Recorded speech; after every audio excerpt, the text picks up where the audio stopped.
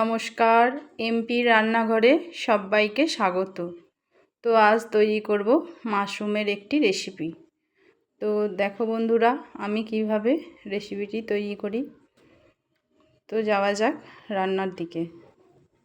প্রথমেই আমি মাশরুমগুলোকে একটা বাটির মধ্যে ঈষৎ উষ্ণ গরম জলে ভালো করে পরিষ্কার করে রগড়ে রগড়ে আমি ধুয়ে নেব।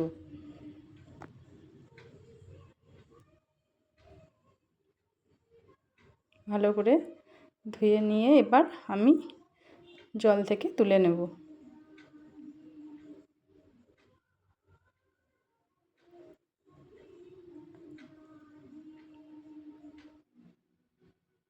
এবার আমি একটা টাওয়ালের মাধ্যমে আমি এর জলটাকে একটু পরিষ্কার করে মুছে নেব।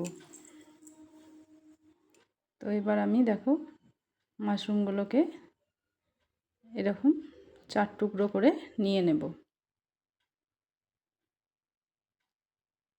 তো বন্ধুরা, আমার ভিডিওটি যদি ভালো লেগে থাকে অবশ্যই একটা লাইক করে সম্পূর্ণ ভিডিওটি দেখবেন।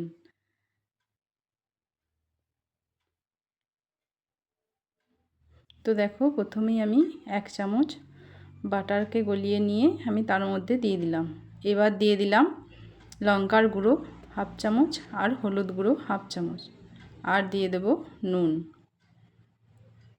এবার আমি ভালো করে ম্যারিনেশন করে নেব। তো দেখো হাতে করে আমি ভালো করে মাখিয়ে নিয়েছি। এবার একটা ঢাকনা চাপা দিয়ে রেখে দেব 10 মিনিটের মতো। তো এইদিকে দেখো আমি মশলাটা তৈরি করে নেব। এখানে 9-10টার মতো কাজু বাদামকে নিয়েছি। এবার আমি ওটা পেস্ট করে নিয়েছি। আর নেব 2টো টমেটোকে আলাদাভাবে, এটাকেও আমি পেস্ট করে রেখে দেব। এবার আমি কড়াই চাপিয়ে দেব গ্যাসের মধ্যে। দিয়ে দিলাম তেল, সাদা তেল, আর দিয়ে দিলাম 1 চামচ গোটা জিরে। এবার জিরেটা একটু ভাজা ভাজা হলে আমি এর মধ্যে দিয়ে দেব 2টো মিডিয়াম সাইজের পেঁয়াজকে কুচি কুচি করে রেখেছিলাম, দিয়ে দিলাম। পেঁয়াজটাকে অল্প একটু নুন দিয়ে দেব যাতে পেঁয়াজটা নরমও হয়ে যাবে আর ভাজাটাও ভালো হবে। তো দেখো খুব একটা লাল লাল করব না। তো এবার আমি দিয়ে দিলাম 2টো কাঁচা লঙ্কাকে কুচি করে। এবার দিয়ে দিলাম 1 চামচ, বড় চামচের 1 চামচ আদা রসুনের পেস্ট। তো এই আদা রসুনের পেস্টটাকেও একটু নাড়াচাড়া করে কাঁচা গন্ধটা চলে গেলে এবার দিয়ে দেব টমেটোর পেস্টটা। টমেটোটাকেও একটু কাঁচা গন্ধ যাতে চলে যায় একটু নাড়াচাড়া করে নেব মিনিট 2-এর মতন।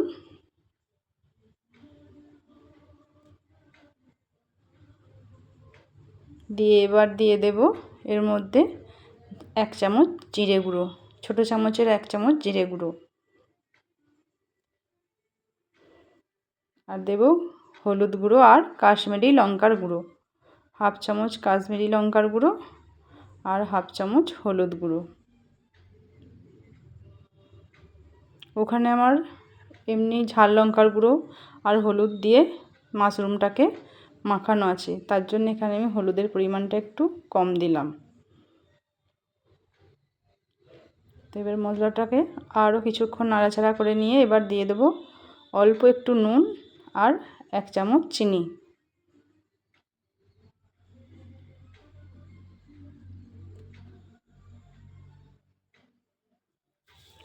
আবারও নাড়াচাড়া করে নিয়ে এবার আমি যে কাজু বাদামটাকে পেস্ট করে রেখেছিলাম দিয়ে দেব।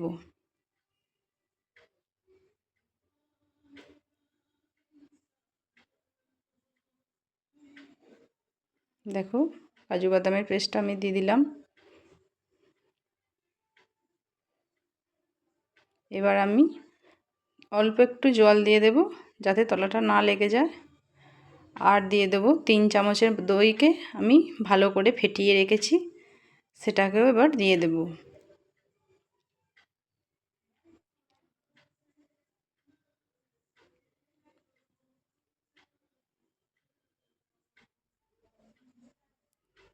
এবার একটু নাড়াচাড়া করে নিয়ে মশলাটাকে সমানে কিন্তু নাড়িয়ে যেতে হবে, একদম গ্যাসের ফ্লেমটাকে লোয়ে দিয়ে দিতে হবে। দিয়ে এবার দিয়ে দেব মাশরুমটা।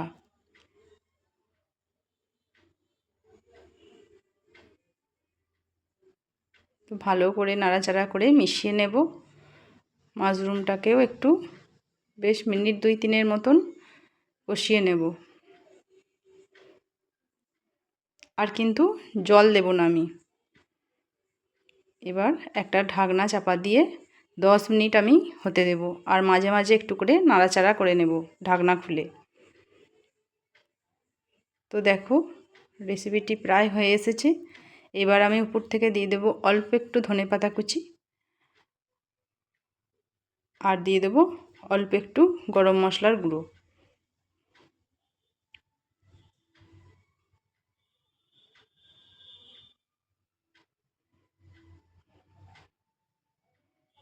দেখো এবার আমি অল্প একটু গরম মশলার গুঁড়ো দিয়ে দেব।